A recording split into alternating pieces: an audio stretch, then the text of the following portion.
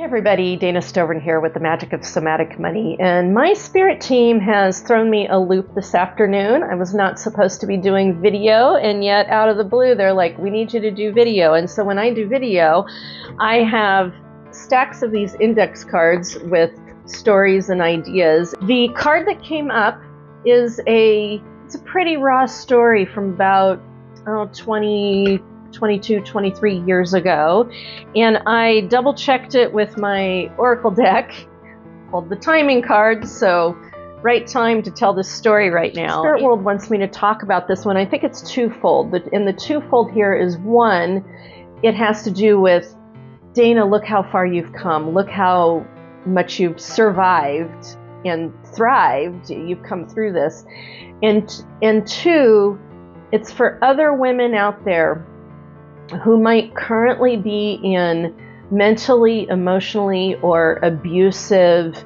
partnership or marriage situations, to let you know that you do not have to stay. You don't have to stay any longer than you need to. You deserve more. You deserve better. You don't have to take it. It's not your job. And I want to give you that message and plant that seed, because I wish this was something that someone had said to me. So here's my story of what happened for me, and hopefully this will give you some ideas. So the setting is, like I said, it's about 23 years ago. It is just outside Fort Collins, Colorado, northeastern Colorado, little town of LaPorte, Colorado, and I am living in a 450 square foot 1950-60 vintage, one level duplex. I think I said 450 square feet, tiny, old. The one thing this property had going for it was that it was about 500 yards from the Poudre River and a park across the street from us. And I had access to that park and the river, and Wrist Canyon was right up the road, so I could ride my bike up there and go up and hike trails. And so, you know, that was the good thing. But and I thought we would only be there for a year. We were there 6 to 7 years in that tiny little place. And the mental, now my ex, he never laid a physical hand on me, but the mental and emotional erosion and abuse, and it was it felt very much like an emotional hostage situation that I felt like I was obligated to stay in, to work really hard, to make work. And when this started happening, and here's the story I'm going to tell you, when this started happening, that was when I started hitting my breaking point. So as the marriage developed, partway into this marriage, there were these situations where my ex would just pound me into the ground with his words. Like, he would start talking and just like telling me stuff and raining words down on me and making me think these certain things and believe a certain way. And it was like being straitjacketed with his belief system through words. And there was one evening I timed him, and he talked for 45 minutes straight without letting me get a word in edgewise. And when I timed him and then I told him what I did, oh my, like he went ballistic on me at that point. But the deal is that these torrential, like these situations where he talked me into a corner basically, and there was no place to go in that apartment, and I would do my best to get away from him, and I always ended up in the kitchen, crumpled up in a ball, down on the floor with my hands over my head, just to try and protect myself from the barrage of the words and the energy, and it was like an attack. It was an energetic, emotional, verbal attack that just went on and on and on. And I ended up on the floor, crumpled in a ball with my hands over my head, not once, but multiple times. Like, this happened multiple times. And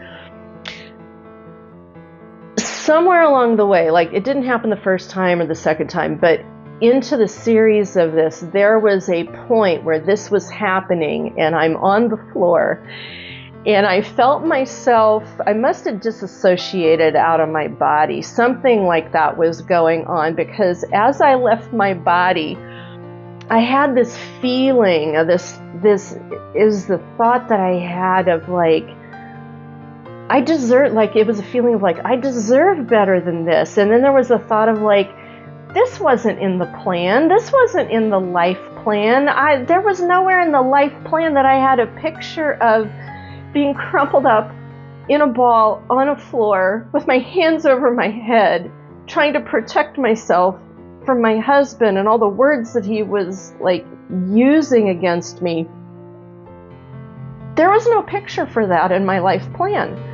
So as I dissociated out of my body and I had these thoughts of like, I deserve more, I deserve better, and it dawned on me that this picture that was happening in my life was not a match for what I had imagined for myself. That's when something, it clicked. I think it kind of snapped me out of it a little bit. And when I had that thought and that feeling, I had the wherewithal to get myself up off the floor, get him away from me some, create some distance, and move into another place of the apartment. And I can't remember at this point, I can't remember or not if I let him do that to me again. But that physical motion of standing up, moving him away, moving myself away, that did something. And I believe that, and there were many other things, but I believe that was a crucial aspect of me beginning to claim my recovery. Now, today we've got social media and all these resources and everybody's talking about everything. And you got to know, still 22, 23 years ago, we had the internet, but I didn't know how to ask for help. I didn't know where to go to get help. I didn't know the words to use. I did not even at that point think I was in an abusive marriage. I didn't know the word trigger. I didn't know the word toxic. I didn't know the word narcissist.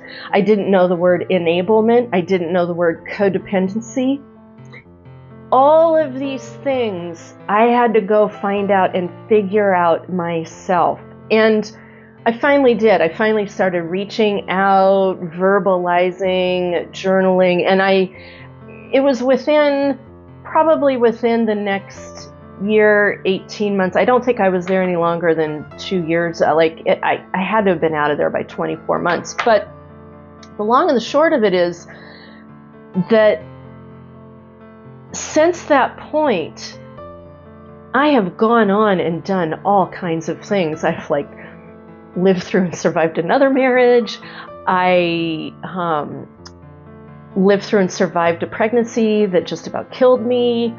I've lived through and survived my home of origin.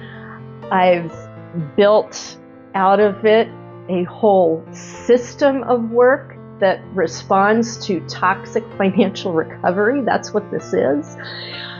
I've lived a life. I've traveled. I've lived in places that I love. I did not let this take over, consume, or ruin my life. I recovered from it. I get to say to myself, wow, look how far I've come. I experienced, lived through, survived, and I'm thriving out of an environment that should have probably taken my life.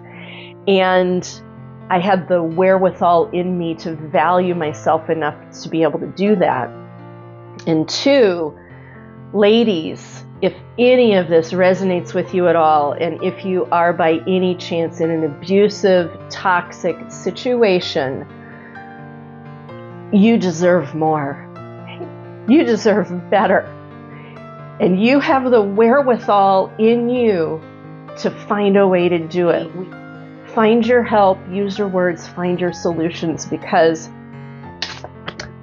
we don't have to take this anymore, and we're not going to take this anymore. We don't have to do this.